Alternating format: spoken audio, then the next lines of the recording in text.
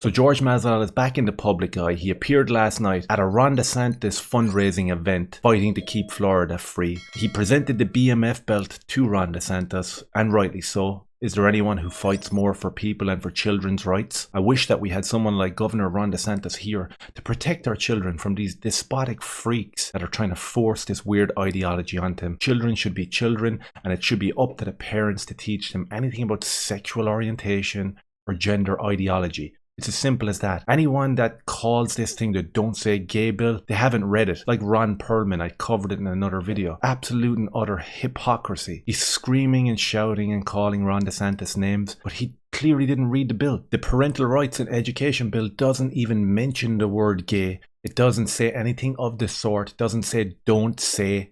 This is all propaganda. It's all media propaganda. And that's mentioned in a lot of the articles, even coming out of the Washington Post or the New York Times. They even say that it's a nickname given to the bill. So it is what it is. No one deserves the BMF belt more than Ron DeSantis, especially not Masvidal for sucker punching people into the face. But we fall into this really strange dichotomy when it comes to people's opinions, personal choices, open discourse. And with Masvidal, especially his political views, really enjoyed him as a fighter. Just this whole sucker punching thing doesn't sit well with me.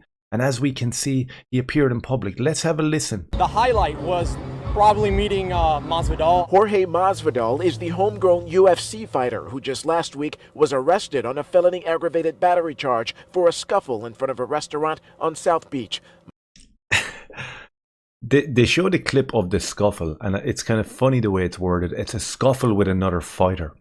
And there's a guy that comes on here in a minute, and he has a very interesting take on what actually happened. I'll just play this on again. Masvidal is accused of punching former teammate Colby Covington twice in the face with a closed fist, enough to even fracture a tooth. Wednesday night's campaign event, billed as Fighting to Keep Florida Free, was planned long before the athlete landed in hot water, but it went on as planned, with no mention of the drama that made national headlines. No talk, but you were able to see the hand was a bit swollen.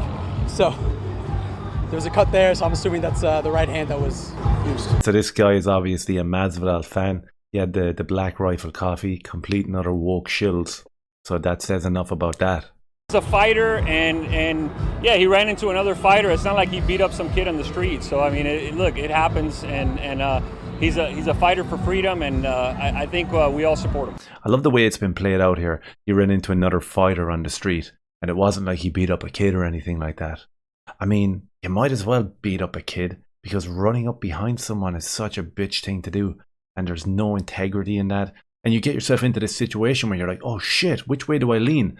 I mean, George is there supporting Governor DeSantis. I fucking love that. I wish more fighters and more people in the public eye would come out and do that. And then we have the flip side of that coin where he's running up punching Colby, and I hate that. And that really does exemplify where we are in 2021, 2022. When we look at people in the mainstream and celebrities and sports stars and politicians, and we agree with them on one thing, and then the next day they flip the coin and it's like, oh shit, why did you say that? And this was something that I've learned in the last 2 years, where you don't put all your eggs into one basket. Here in Ireland during the lockdown scenario, you would have politicians that would come out and they would adamantly denounce these draconian, unnecessary lockdowns that sent the inflation through the roof and had us all locked in our houses. When we drove out of our neighborhoods to go and get groceries, there was police blockades looking for paperwork to see where we were going, how far away the grocery store was. And when we saw vocal politicians calling that out, you put your money on them guys. I'm going to back them in the next election. And then when restrictions started to dissipate, these same politicians would come out and say something completely opposite of what they were saying 6 months earlier. And you were kind of left there thinking, fuck, how did I put so much faith into you just because of one subject that I agreed with you on? And I feel that's where we are with Masvidal. It's like I've got your back 100% when it comes to your political views or when it comes to your fighting style, because I love the stand and bang style.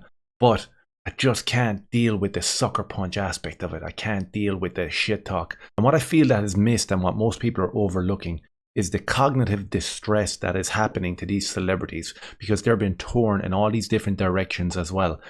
And Masvidal is no different to Will Smith. Will Smith got up on stage and smacked some guy in the face because his pride was hurt and the damage was done internally by his freakazoid wife. Masvidal 1000% was in the exact same boat on that Monday night that he attacked Colby. His pride was absolutely shattered. Inside his head, he must have been tore up. He couldn't handle the fact that he talked so much smack and there was so much shit talk back and forth, and he didn't get the win. And not only did he not get the win, he got embarrassed. Then there were social media posts come out, and he just wasn't capable of handling his internal emotions. And that's what led to this attack. I feel that's what's been missing through this whole narrative, is that these guys, at the end of the day, are human. At the end of the day, suffer mentally and internally with battles that all of us suffer from every day. And it just so happens that it transpired into a really bitch, weak-ass move from Jorge Masvidal. And here we have the BMF belt. It goes to Ron DeSantis. I don't think anyone is more deserving of the baddest motherfucker in the game belt other than Ron DeSantis. So I think he should be retired right now. I think we shouldn't hear about it again. I don't think Masvidal should walk around with it on his shoulder. That's quite embarrassing. At the end of the day, I think this was a token belt given by Dana to Masvidal because he knew he would never win a title. Kind of like an honorary Oscar. You know, it's usually given to the people who are at the end of their career and there's no chance of them putting in the performance ever again to get the acclaim, to win the coveted Best Actor or Best Actress award. So they get this cheap-ass honorary award. There's no point really even accepting them. But sure, Masvidal is who he is, thrown it over his shoulder and was walking around thinking he was a champion. And he was the furthest thing from that. Right now, in most people's eyes, he's just a coward. Let me know your thoughts and hit subscribe. Cheers.